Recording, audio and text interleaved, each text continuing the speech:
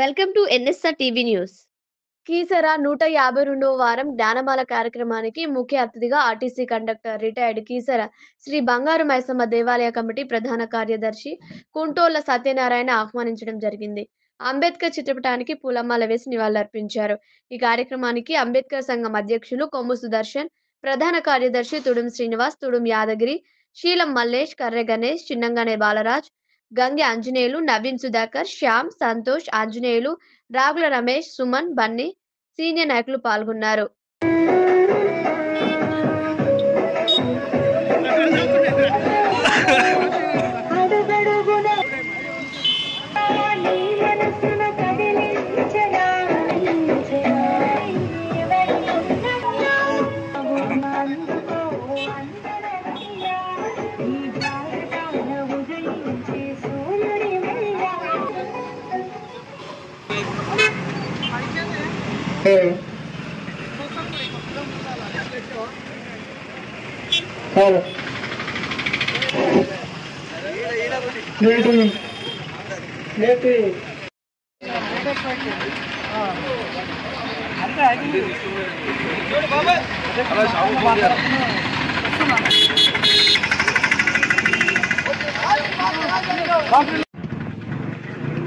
తను రాసిన రాజ్యాంగాన్ని అందరూ అనుసరిస్తూ, అలాగే మొన్న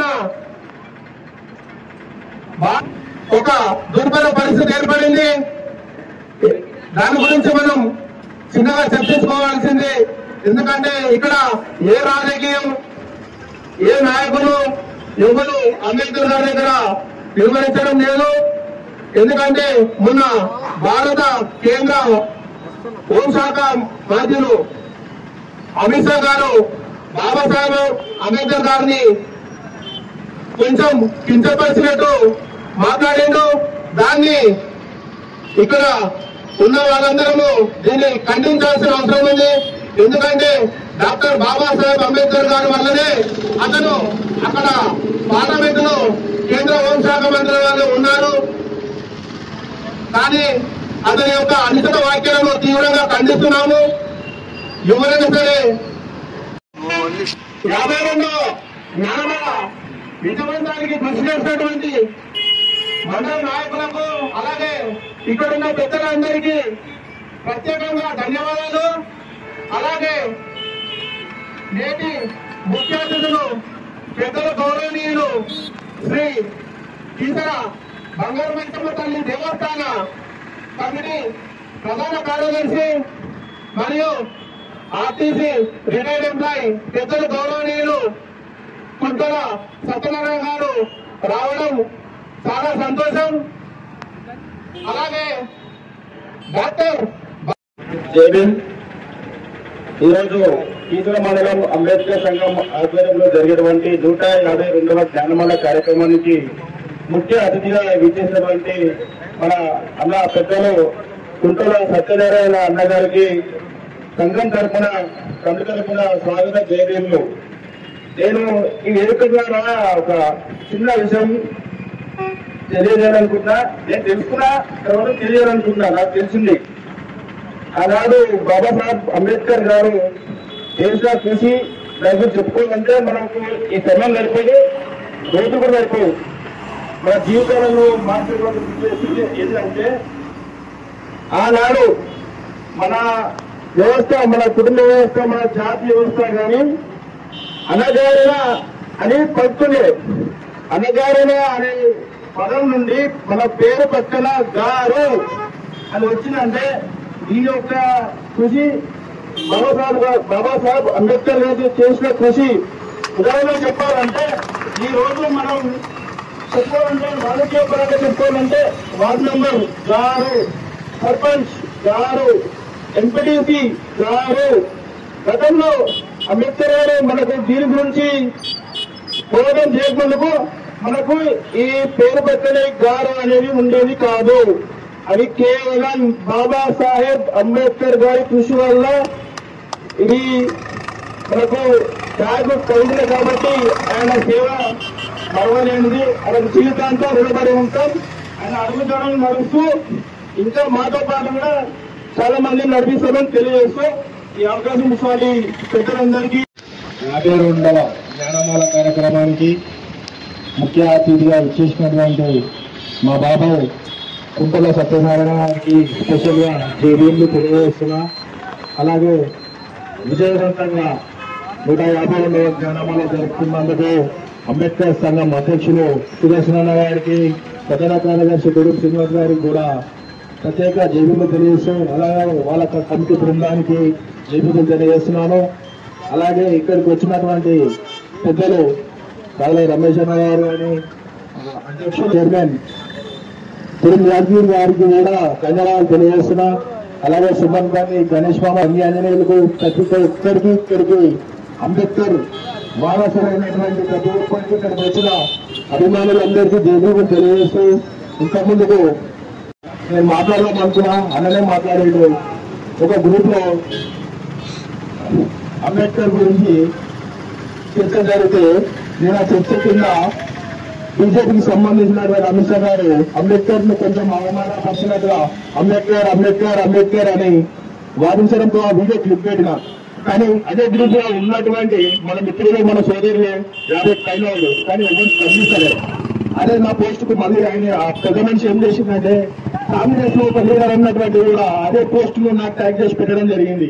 అది చర్చ అదే గ్రూప్ లో మనం చర్చ చేస్తే మన అవమానం మనం పంచుకున్నట్లయితే అని కూడా నేను పెద్ద చర్చ చేయలే.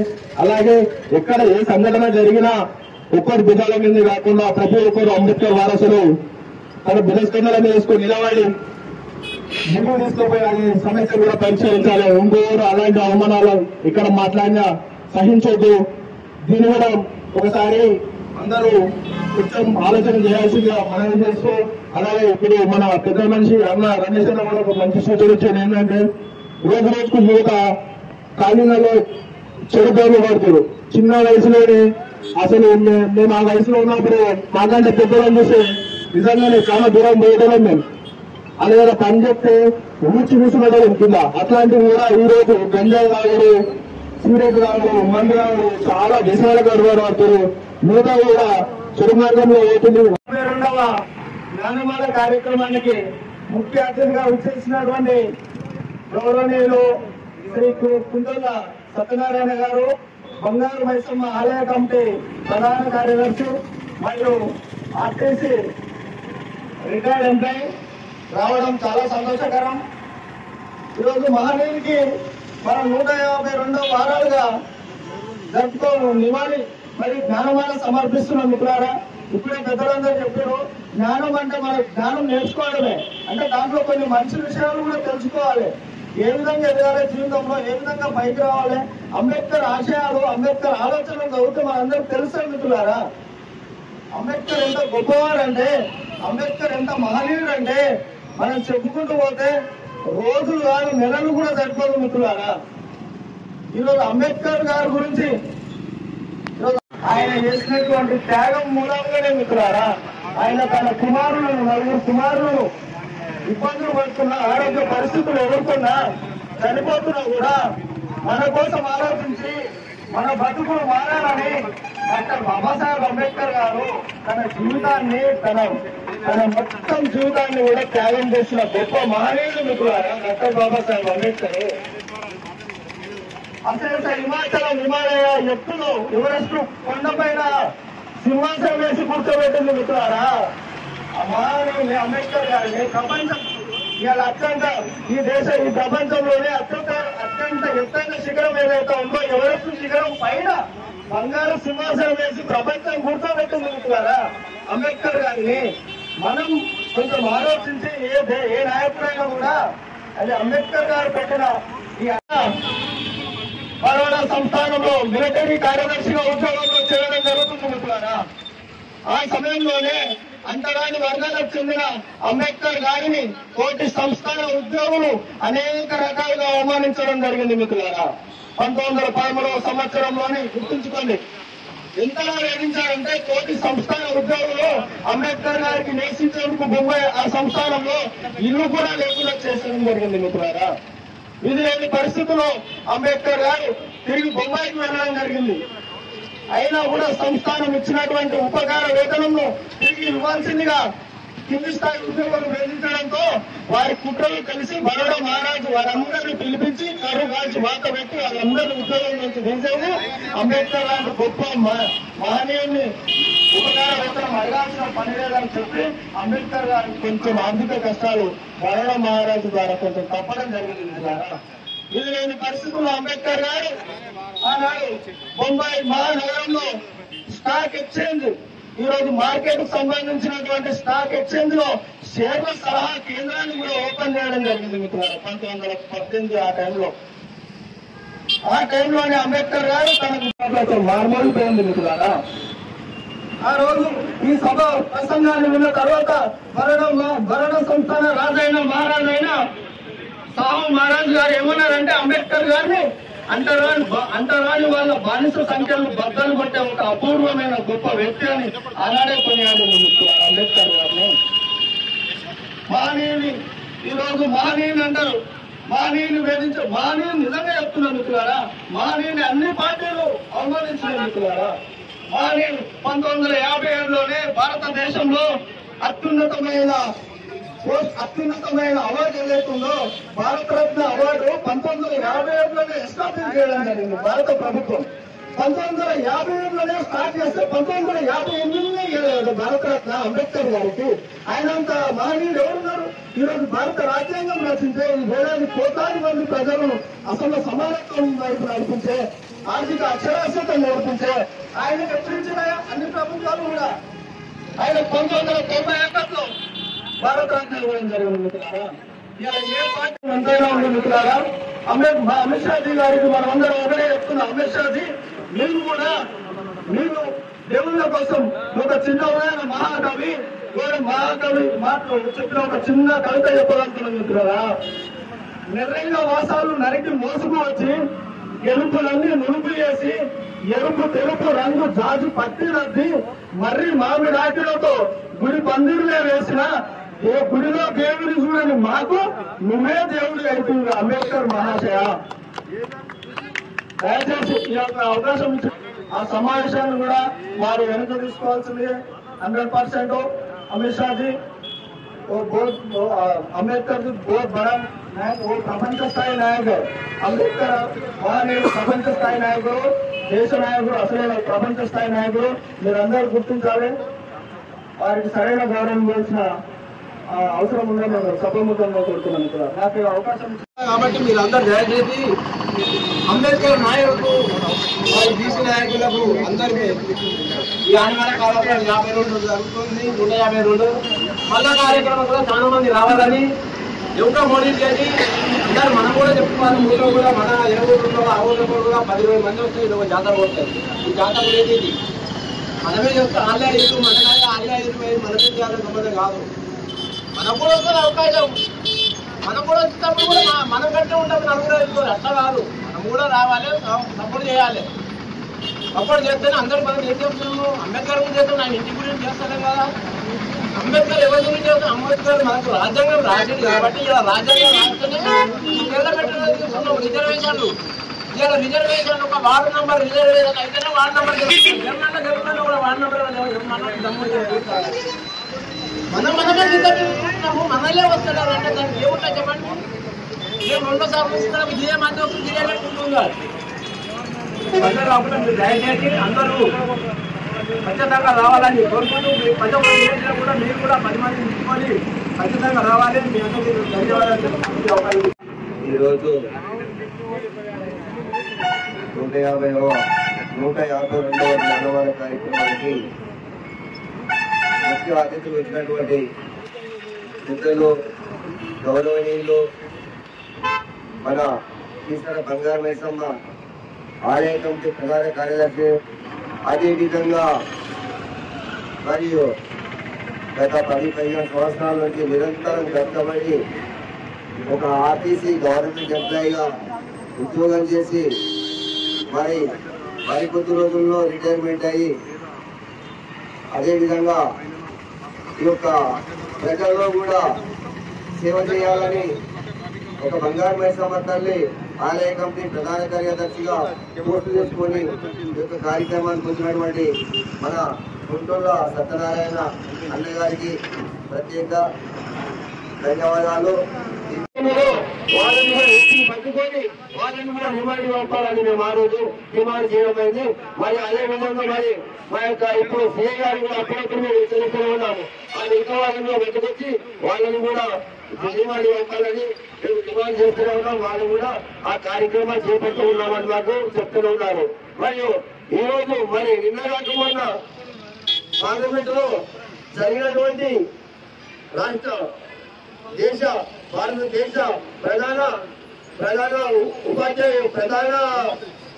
ఉప మంత్రి వర్యులు ప్రధాన హోంమంత్రి గారు అమిత్ షా గారు మరి అంబేద్కర్ గురించి కొంచెము ఇష్టంతో మాట్లాడితే ఆ మాటలు మంచిగా అంబేద్కర్ దేవుడా అంబేద్కర్ అనేది అలుస్తారు.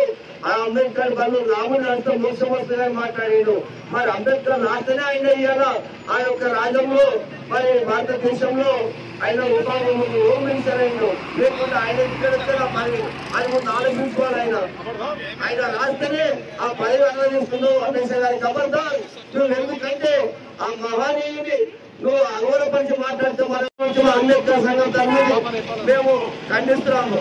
నువ్వు ఎందుకంటే ఆ మాట అన్నందుకు అంబేద్కర్ దేవుడు కాదు రాముడే దేవుడు అన్నందుకు నువ్వు ఆ మాటలు తిరిగి తీసుకొని ఆయనకు మన భారత రాజ్యాంగం రాసిన ఒక నాయకుని నువ్వు అగౌరవపరిచి మాట్లాడినందుకు నువ్వు ఆయన దేవుడే మరి పార్లమెంట్ ఉమ్మడి సభలో నువ్వు సారి చెప్పాలని మేము ఇక్కడ కీసరమండలి అంబేద్కర్ సంఘం డిమాండ్ చేస్తున్నాము.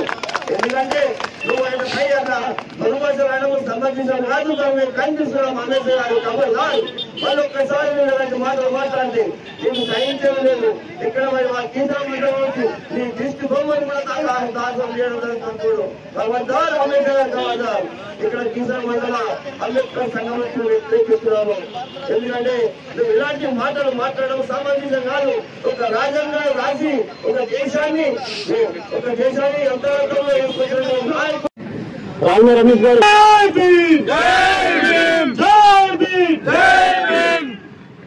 జేపీ నిరోధాన్ని ఒక్కసారి మనసారా వాక్యం మనం స్మరించుకుంటే ఆ ధైర్యం లేదు.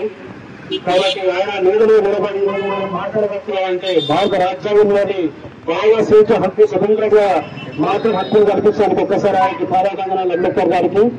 ఈరోజు ఆయన నీడలో మనం నిలబడి మాట్లాడడానికి అవకాశం ఇచ్చినటువంటి గౌరవనీయ కీసరమండలి అంబేద్కర్ సంఘం అధ్యక్షుడు వారు సెంచరీ కొట్టి మరో ప్రాథమికం చేసి 350 వారాలు దాటించి 352 వారానికి ముఖ్యమంత్రిగా బంగారు మైసం ఆలయాన్ని కట్టాలనే సంకల్పాన్ని తన భుజాలపై చేసుకొని అధ్యక్షుడు ఉన్నటువంటి మరి యాగి గారికి అలాగే మనతో పాటు నేను సైతం అని చెప్పి జన సెక్రటరీగా ఉన్నటువంటి మీకు తీసుకొచ్చి 252 వారానికి ముఖ్యంగా వచ్చేసారి మీ ఆరోగ్య ప్రత్యేకంగా అయితే జన సెక్రటరీ గారు అవకాశం ఇచ్చారు. కాకపోతే అంబేద్కర్ గారు చెప్పడానికి ఈ రెట్లు చెప్పేటటువంటి అర్హత ఉన్నటువంటి వ్యక్తి మా మిత్రుడు భీమరావు గారు. ఎందుకంటే 2 నిమిషాలు మాట్లాడితే మనకు మైకి ఉంటుంది, తర్వాత చేయడం ఉంటుంది. కానీ 2 నిమిషాలు కాదు 2 గంటలు మాట్లాడేటువంటి దమ్మున్నటువంటి మంచి వ్యక్తి. అంబేద్కర్ రాజ్యాంగం రాస్తే మనందరికీ ఈ రోజు వేదికగా నిలబెట్టడానికి ఆ ధైర్యాన్ని మీరు ఇది మాట్లాడచ్చు అని చెప్పినటువంటి మంచి వ్యక్తి మన అందరూ. అయితే పొద్దున సత్యనారాయణ గారు వచ్చేసారు కాబట్టి ఆయనకు మాట్లాడాల్సిన అవకాశం ఉంది, మాట్లాడవచ్చు. కానీ ఇంతమంది ఏం మాట్లాడతారు అని చెప్పి మనం ఏం మాట్లాడాలని చెప్పి అవకాశం ఇచ్చే దిశగా జనరల్ సెక్రటరీ గారు అందరికీ ఇప్పుడు మైక్ ఇచ్చారు. ఎందుకంటే జ్ఞానం వర్తిల్లాలి జేటీ అనే ఒక నినాదం. అయితే జ్ఞానం వెనుక వస్తుంది, మనం మాట్లాడితే 4 విషయాలు నేర్చుకుంటూ వస్తుంది. కాబట్టి జనరల్ సెక్రటరీ గారు అందరూ కూడా ఇప్పుడు మైక్ ఇచ్చి అందరికీ అవకాశం కల్పిస్తున్నా ఉన్నా. ఎక్కువ సమయం తీసుకుంటూ అనుకోవద్దు. 2 నిమిషాలు మాట్లాడిన తర్వాత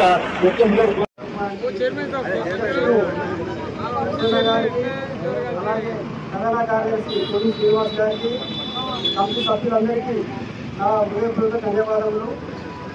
ఇలాంటి కార్యక్రమాలు ముందు జ్ఞానమాల కార్యక్రమాలు పండుగలాగా జరుపుకోవాలని కోరుకుంటున్నాను.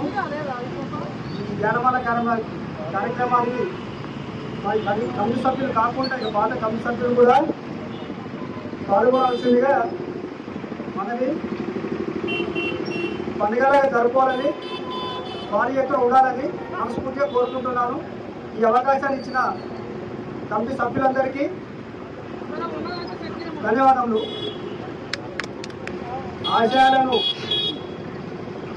ముందుకు తీసుకుపోవాలని భారీ ఎత్తున ప్రజల్లో